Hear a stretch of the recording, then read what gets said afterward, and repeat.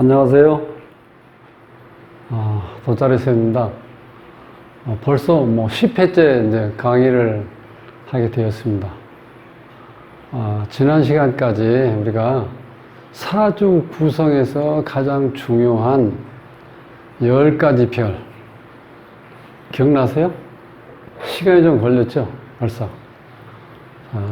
중요하기 때문에 일단 한번 그것을 정리하고 넘어갈게요. 자, 일간과 같은 오행이면서 음양이 같은 걸 비견이라고 그래요. 다른 것을 겁재라고 한다.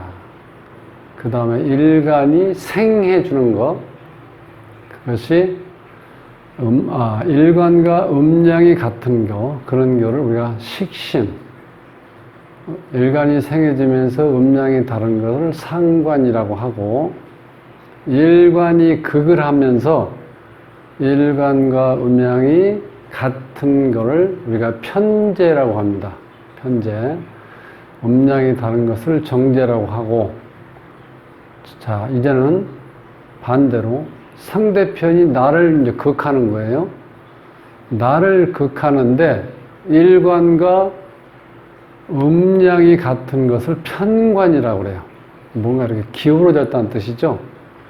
음양이 다른 것을 정관.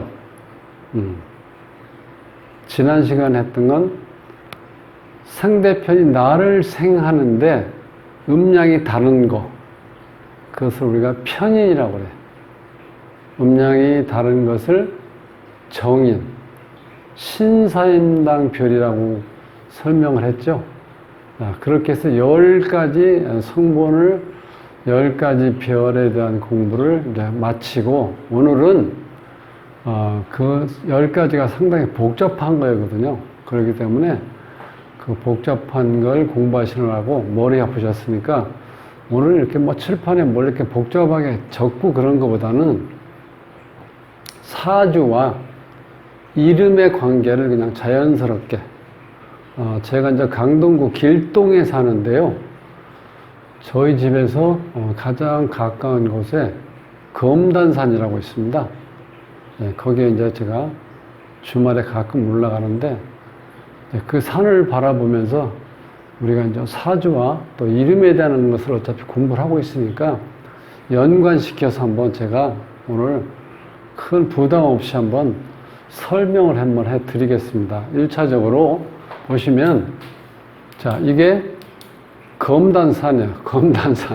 검단산이 이렇게 있는데, 일단 지금 녹음이 짙어지는 계절이니까 이렇게 많은 나무가 이렇게 있어요. 나무, 이렇게 산에.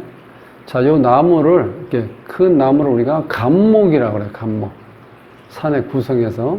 그 다음에 등산 초입에서 보면은 잔디라든가 칡나무라든가 여러 가지 땅에 기어서 사는, 즉 땅을 점유하는 개념의 어떤 생물을 우리가 을목이라고 그래요. 을목. 그리고 요즘에 날씨 너무 덥죠. 산에 올라가는데 땀이 너무 많이 나는 거예요.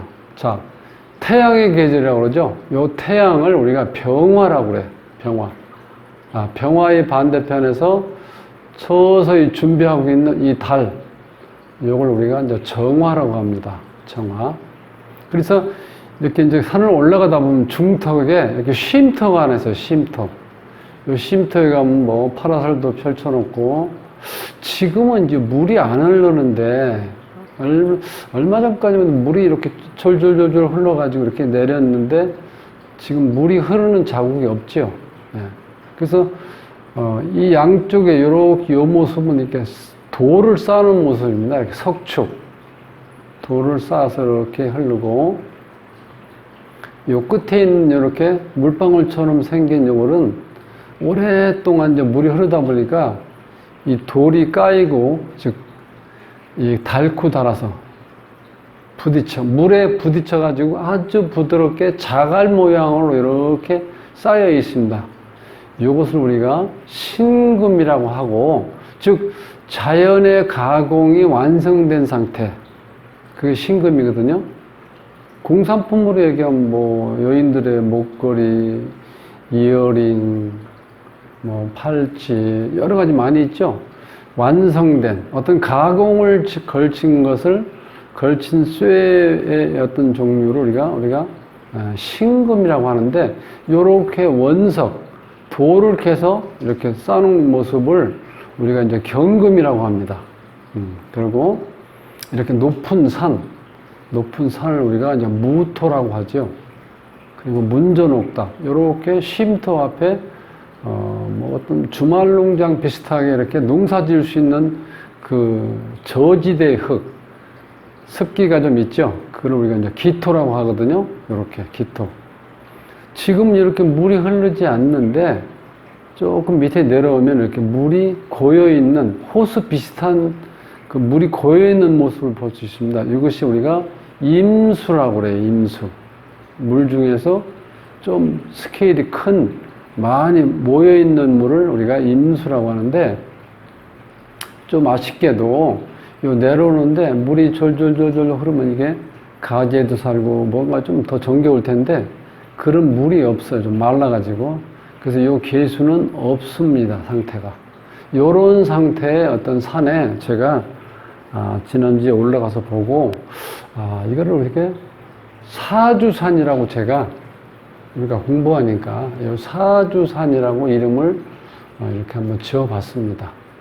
사주산과 이름 쉼터. 자, 어차피 사주는 우리가 마음대로 선택할 수가 없죠. 그 서주에서 부족한 기운을 이름에서 이렇게 보완해 주는 거, 가장 합리적이고 이상적인 형태입니다. 그래서 이름에서, 자, 우주는 우리한테 사주를, 완벽하지 않은 사주를 던져주면서 이름이라는 어떤 후천적인 어떤 조건을 우리가 그를 조절할 수 있도록 또 다른 달란트를 주었습니다. 그래서 이름은 그냥 단순히 짓는 그런 이름보다는 뭔가 이제는 어떤 그 작용성을 우리가 좀 고려해 볼 때가 되어 있습니다. 제가 이제 어렸을 때 보면은, 여자들은 자자, 뭐 순자, 희자, 숙자, 이렇게 해서 한 50호 정도 살았는데, 전부 다 어떻게 한 자매 같아. 그래서 뭐, 시골 이름인데, 아랫말 뭐 영자, 담뱃집 영자, 햇볕이 잘 된다고 해서 양지 쪽의 영자, 또 제가 살던 고집 근처는 속담이라고 해서 속담의 영자, 이렇게 해서 영자가 많았어요. 그런데 이름은 어때요?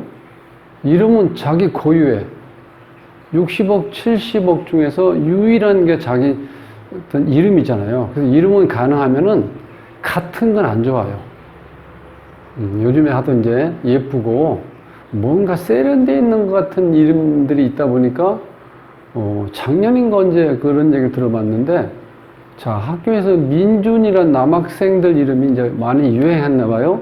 그래서 민준하고 복도에서 불렀는데 4명이 이렇게 뒤돌아보더라는 거예요. 그럼 거기에서 어떤 자존감이라든가 어떤 이름의 긍지를 느낄 수 있을까요? 그래서 저는 젊은 아빠, 엄마한테 좀 이런 거는 조금 한번 생각해 보셔야 돼요. 유행 따라 짓고 예쁘고 뭐 세련되고 이런 거보다는 그 이름에서 작용하는 작용력을 조금 더 신경 써주시면 좋겠다는 생각이 들어요. 그래서 이제 예를 들면은 이런 거죠. 이 사주산에 보면은, 자, 10가지 기운이 다 갖춰졌으면 좋겠는데, 아쉽게도 날이 덥고 가물다 보니까 요 물이 없죠. 계수란 물. 자, 요 물이 이름에서 들어가면 좋다는 거예요. 쉽게 설명하면. 그래서 오늘은 뭐 복잡한 어떤 이름 짓는 방법이라기보다는 이제 그렇게 본다는 걸 한번 가볍게 설명을 드리고, 또 한 가지는 이름이, 자, 1세대 이름은 남자들은 어떤 학렬을 따라 짓고, 여자는 뭐 방금 말씀드린 것처럼 무슨 뭐 자라든가 무슨 뭐 희라든가 순이라든가 이런 끝자가 거의 들어가 있는 거, 마치 돌림차처럼 그렇게 지었을 때, 그걸 우리가 1세대 장명의 흐름이라고 그래요. 근데 이제 그것이 조금 더 발전하면서 2세대 장명법에서는 원형이정이라는 어떤 틀을 이렇게 좀 짜여 있죠. 이렇게 성씨에다가 이름 상자, 이름 하자 이렇게 돼 있고, 원형이정의 틀은 이런 거예요. 자, 이름 상자와 이름 하자 이렇게 합쳐져 있는 수 8과 16을 더해서 24라고 그러죠. 이걸 우리가 원이라고 그래요. 원. 형은 성씨 7과 이름 첫자 요 8과 요걸 더해서 15, 요걸 원형. 성씨와 이름 하자 이거를 이렇게 합친 모습을 이락하고, 요 성씨와 이름 상자, 이름 하자 요걸 다 더한 거를 정이라고 그래. 여기서 31회. 그래서 원, 형, 이, 정. 요렇게 짓는 이름법이 지금까지 한 85%에서 한 90% 정도? 막 그 정도 차지한다고 보시면 돼요. 그러니까 대부분 이제 그렇게 짓는 거죠.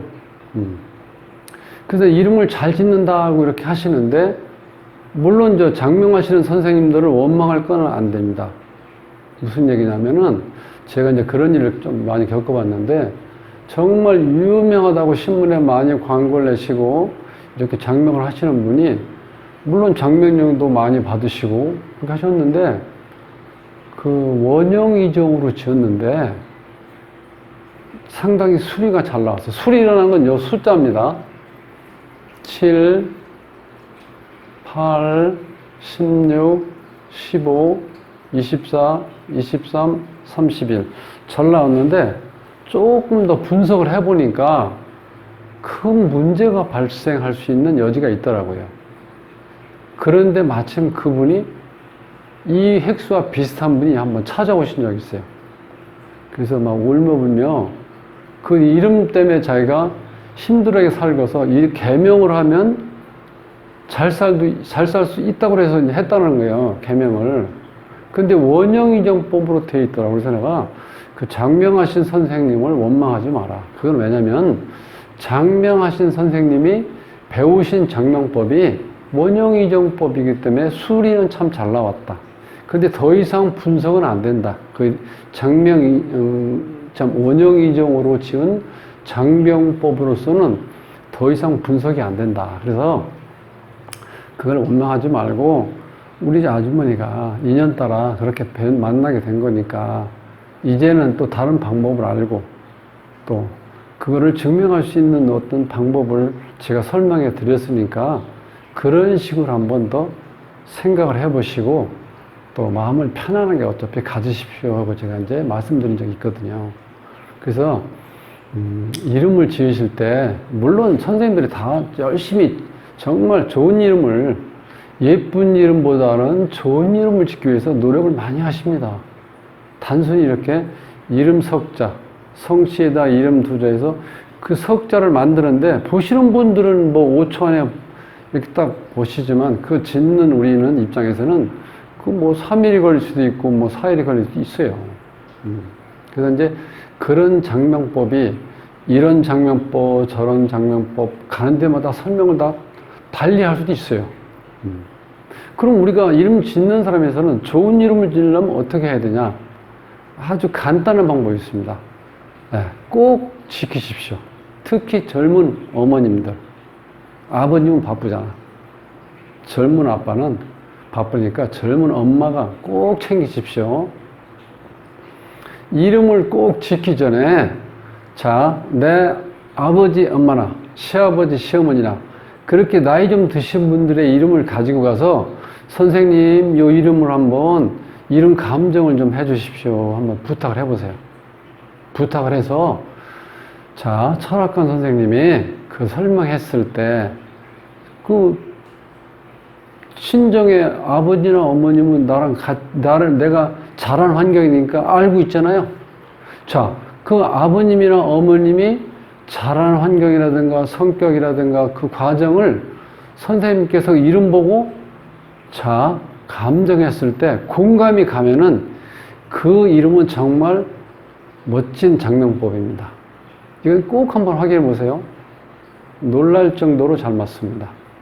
그렇게 해서 자, 그거 부탁드리고,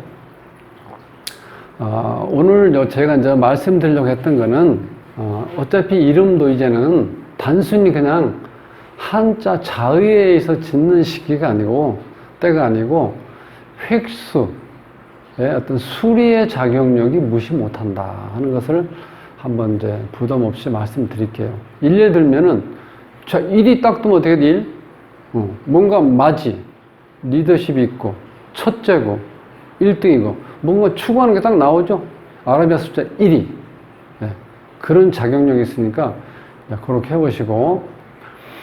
자, 이제 요 정도로 하고, 앞으로 제가 이제 한 15분에서 18분 사이에 강의할 내용은 하늘의 기운 10가지를, 자, 여러분 참 그 만세력 다 이렇게 다운 받아 놓으셨습니까? 거기에 보면은 내가 태어난 날 하늘의 기운, 일간이 갑부터 개까지 있거든요.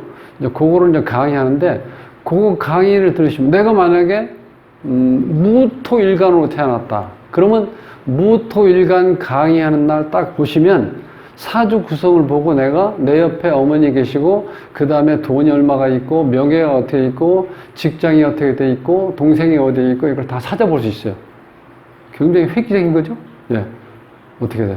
기대되죠? 그래서 이 기대되는데, 갑부터 이렇게 하지는 않을 거예요, 제가. 조금 뭐, 큰 이벤트는 아니지만, 제가 이렇게 갑부터 개수까지 이렇게 접어가지고, 제 나름대로 여러분 보는 앞에서 이렇게 접어가지고 무작위로 뽑을게요. 그래서 첫 번째 뽑히는 건 다음 주 8월